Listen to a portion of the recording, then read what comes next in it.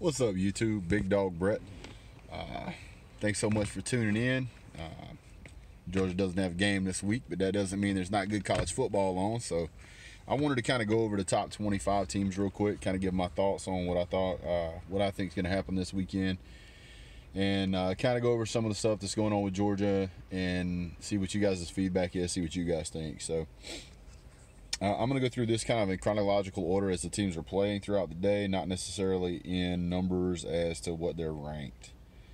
So let's just jump right into it. I don't want to make too long of a video, but I did want to put something out for you guys today. Michigan State coming up on Saturday against Michigan. The Sparties are kind of always that underdog team that you love to root for, and you'll see flashes of brilliance from them. Is it possible that the Sparties are going to knock Michigan off? I mean, it's possible. I mean,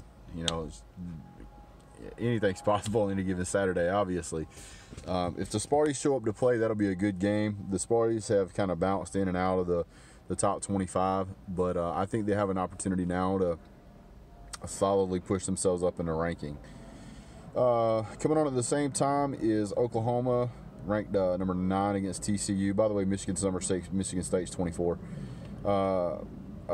Let's see. Oh yeah, the Sooners, the Doomer Sooners, are ranked number 9. TCU is unranked, but I believe TCU could upset them. I'm gonna pick the teams that I think should win or that I want to win. I'll let you guys decide which way you want to go, but I'm going to pick the Sparties over Michigan. I'm actually going to pick TCU over Oklahoma. Oklahoma may trounce them. We'll see. Iowa Hawkeyes coming in at 19 against Maryland Terrapins. Iowa could win that game, could lose that game. That's one of those teams that you never know who you're going to get on any given Saturday. Wisconsin number 23 versus Illinois. Wisconsin coming on at 12. The Fighting Illini, I think is what they're called. I'm going to go with Wisconsin on that one. Cincinnati somehow snuck into the top 20 against Temple. They should kill them. I'm going to pick Cincinnati on that one. Arkansas is playing Tulsa. I'm also going to throw in the SEC games just because I'm an SEC homer. Arkansas is playing Tulsa. Tulsa should win. Auburn and Ole Miss. Auburn should win. Let's see. Oh, yeah. Tennessee versus Alabama.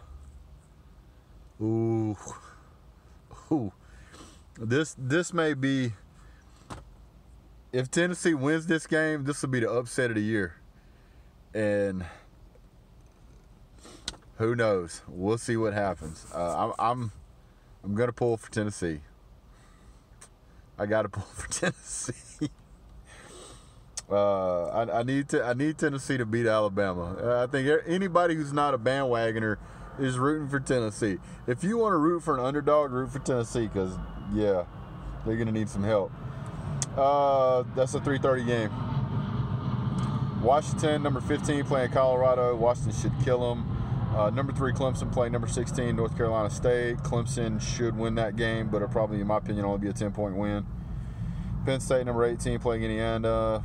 Penn State, easy pick. Florida State versus Wake Forest. Wake Forest.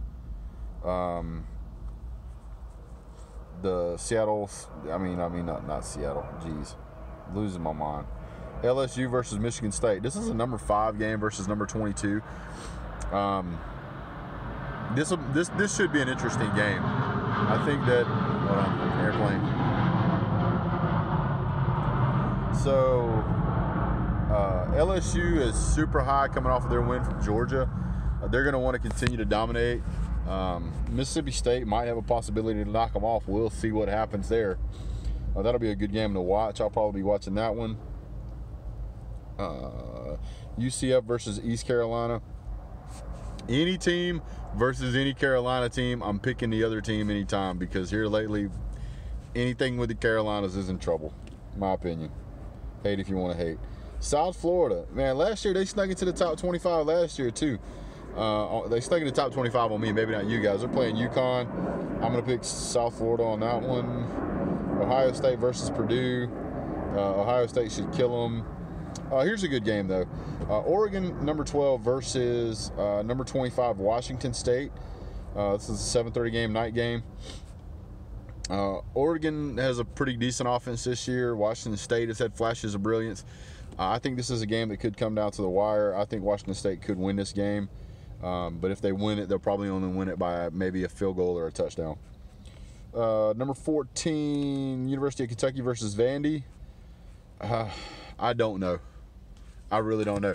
Vandy has showed that they can play, and so is Kentucky. I think this could be a nail-biter. I mean, I know it doesn't look that way on paper, but I think this could be a nail-biter. I think that Vandy could absolutely win this game. I'm going to pick Kentucky if Benny Snell can get going. If Vandy can stop Benny Snell, they're in trouble.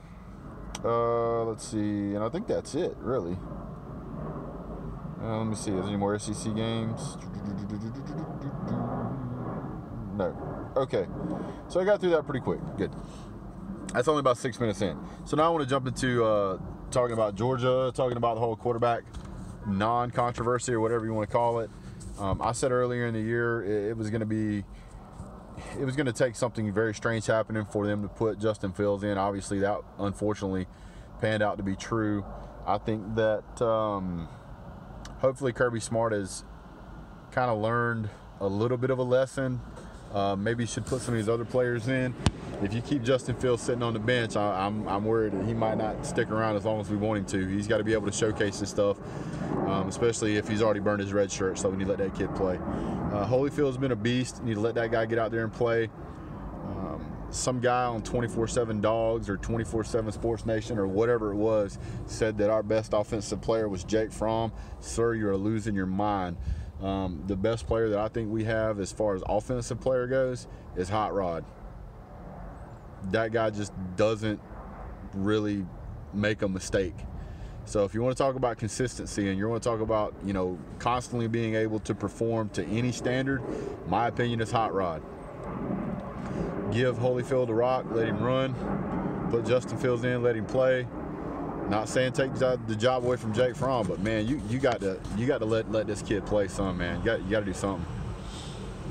This is a good week. I went back and watched a lot of the film study we had, and to me, there obviously you can see the breakdowns where Georgia was confused. Again, like I said, they didn't look prepared. Hold on.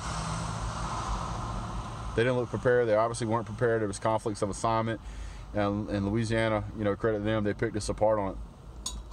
As far as Jake Fromm's vision's got to expand. There were a couple of touchdown passes he missed, one in the end zone. Nobody was around our guy he was about the only guy in the damn end zone.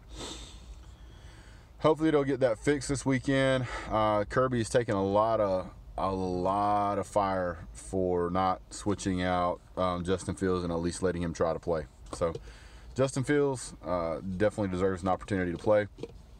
Now let's talk about the flip side of the coin. Let's play devil's advocate.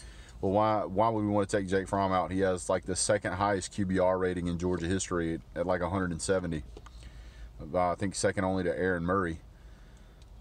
That's great, but even the greatest pitcher in the world, if he's getting rocked, you swap that guy out. Even the greatest closer in the world, if he's getting rocked, you swap that guy out. He's just not having a good night.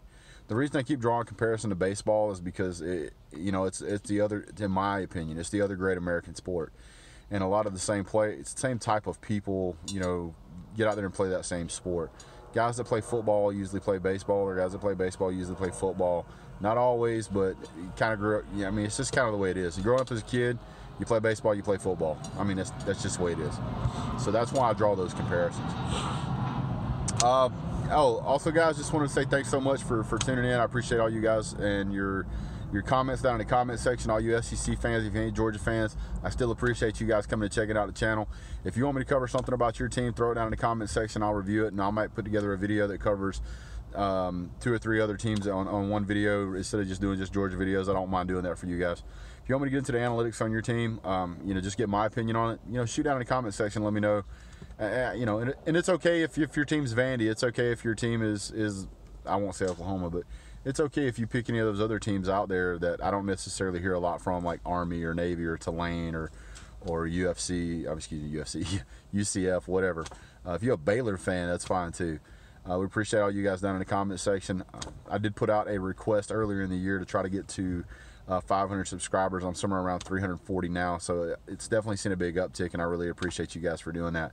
Like and share and subscribe to the video. Also, I got a Facebook page that I just opened up. It's called Big Dawgs Doghouse, and it's spelled D-A-W-G on both sides.